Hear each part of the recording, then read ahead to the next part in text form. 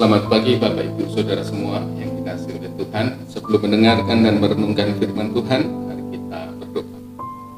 Bapa kami yang di surga, terima kasih atas segala berkat-Mu sehingga kami boleh berjumpa pada pagi hari ini dengan selamat dan bahagia. Kiranya berkat yang Kau berikan ini lestari di dalam kehidupan kami. Jikalau hari ini, pagi ini kami hendak merenungkan firman-Mu, kiranya Engkau memberkati kami sehingga akan benar menjadi sinar bagi jalan kehidupan kami. Kami serahkan saudara-saudara kami, anak-anak-Mu di rumah mereka masing-masing, hanya di dalam tangan kasih kuasa-Mu, Engkau yang memberkati mereka. Di dalam nama Tuhan Yesus Kristus kami berdoa. Amin. Bacaan kita terambil dari Yohanes 12 ayat 1 sampai dengan yang ke-8. Demikianlah firman Tuhan.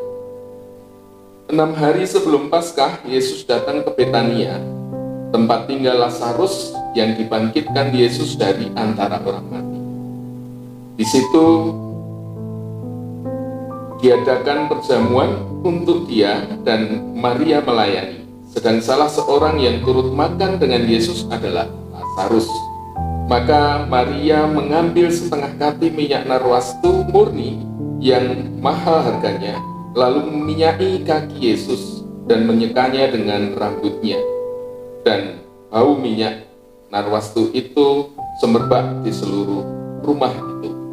Tetapi Yudas Iskariot, seorang dari murid-murid Yesus yang akan segera menyerahkan dia, berkata, "Mengapa minyak narwastu ini tidak dijual 300 dinar dan uangnya diberikan kepada orang-orang miskin?" Hal itu dikatakannya bukan karena ia memperhatikan nasib orang-orang miskin, melainkan karena ia adalah seorang pencuri. Ia sering mengambil uang yang disimpan dalam kas yang dipegangnya. Lalu kata Yesus, "Biarlah dia melakukan hal ini mengingat hari penguburanku, karena orang-orang miskin selalu ada pada kamu, tetapi aku tidak akan selalu ada pada kamu." Demikianlah firman Tuhan. Berbahagialah yang mendengarkan firman-Nya, terlebih melestarikan di dalam kehidupan sehari-hari. Hosiana. Amin. Bapak Ibu yang dikasihi oleh Tuhan, minyak narwastu adalah minyak yang mahal. Harganya 300 dinar. Padahal itu hanya 3 on kalau ditimbang. Dan itu adalah upah dari setahun bekerja. Menggambarkan betapa mahalnya itu. Dan itulah yang dilakukan oleh Maria kepada Yesus ketika menggunakan minyak itu untuk menyeka kaki Yesus. Di sini diceritakan Yudas memprotes tindakan Maria karena menurut dia itu adalah pemborosan. Lebih baik dijual dan diberikan kepada orang-orang miskin. Namun Yesus tahu bahwa apa yang dikatakan Yudas itu adalah untuk menutup-nutupi maksud dan motifnya yang sebenarnya. Karena dia sering menggunakan uang untuk kepentingan dirinya sendiri. Hal pertama yang bisa kita renungkan pada pagi hari ini adalah Yudas sering menggunakan uang dari kas yang ada, dan itu kebohongan yang sering dia lakukan. Namun Yesus tahu, tetapi tidak melakukan sesuatu atau mengatakan sesuatu kepada Yudas. Ini yang terjadi di dalam kehidupan kita, bahwa sering ketika kita melakukan dosa, Allah seolah-olah membiarkan kita. Namun sebenarnya Allah tahu betul. Dan Allah tidak kemudian setuju dengan dosa kita itu. Allah ingin mengajarkan tentang tanggung jawab, tentang resiko, bahwa apa yang patut kita terima akan dosa yang kita lakukan itu pasti akan kita terima. Allah ingin kita belajar di sana. Allah ingin kita berproses di dalam kehidupan, sehingga iman yang ada di dalam hati kita, di dalam diri kita, bukan iman karena mujizat, bukan iman yang rapuh, tetapi iman yang benar-benar tulus dari hati. Jadi proses sering digunakan oleh Allah untuk justru menempa kita memiliki iman yang kuat kepada Kristus. Bukan dia membiarkan kita melakukan dosa, tetapi dia ingin menggunakan apa yang sering kita hidupi itu itu menjadi pelajaran bagi kita.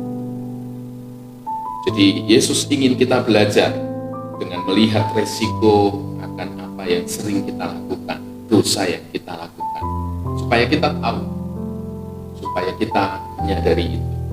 Yang kedua, Yesus mengajar kita tentang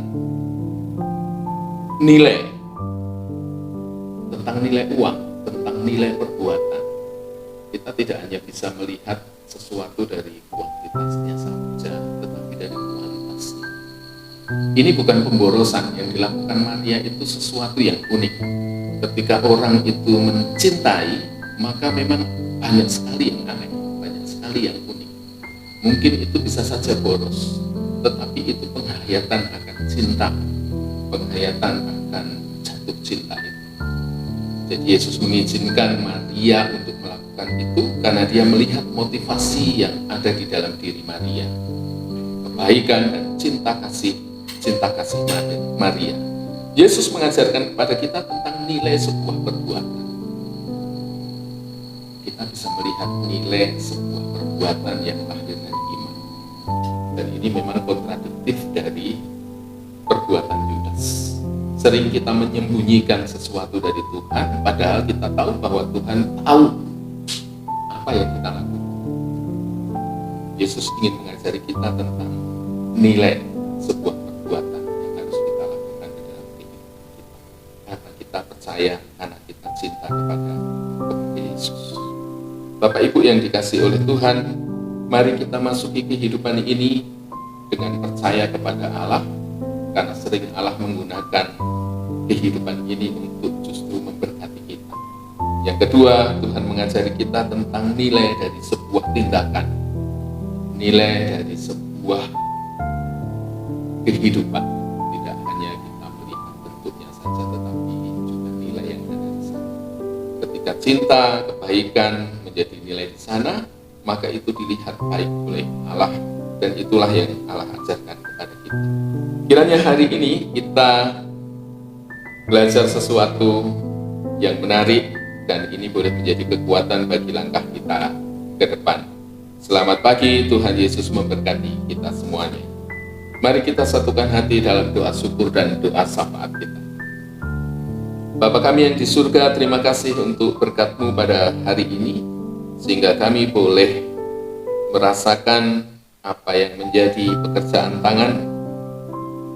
Bukan Engkau membiarkan kami bergelut di dalam dosa, namun Engkau ingin mengajar kami dengan melihat dan menanggung resiko dari apa yang kami lakukan, sehingga kami boleh belajar untuk bertanggung jawab, untuk taat, untuk takut kepada Engkau, karena Engkau senantiasa melihat dan tidak ada yang tersembunyi di dalam kehidupan kami di hadapan. Kami boleh belajar di sana, dan kami boleh menemukan iman yang sesungguhnya di dalam kehidupan kami, sehingga kami boleh merasakan damai sejahtera-Mu di setiap kehidupan kami. Kami juga boleh belajar melihat dan merasakan nilai dari sebuah perbuatan, dan itulah kasih yang Engkau ajarkan kepada kami. Berkatilah gereja-Mu, GKJ Jenawi khususnya, sehingga kami boleh menerapkan setiap ajaran-Mu di dalam kehidupan kami, dan gereja-Mu boleh menjadi terang yang nyata bagi sesama kami, khususnya di Jenawi ini. Di dalam nama Tuhan Yesus Kristus kami bersyukur dan berdoa. Amin.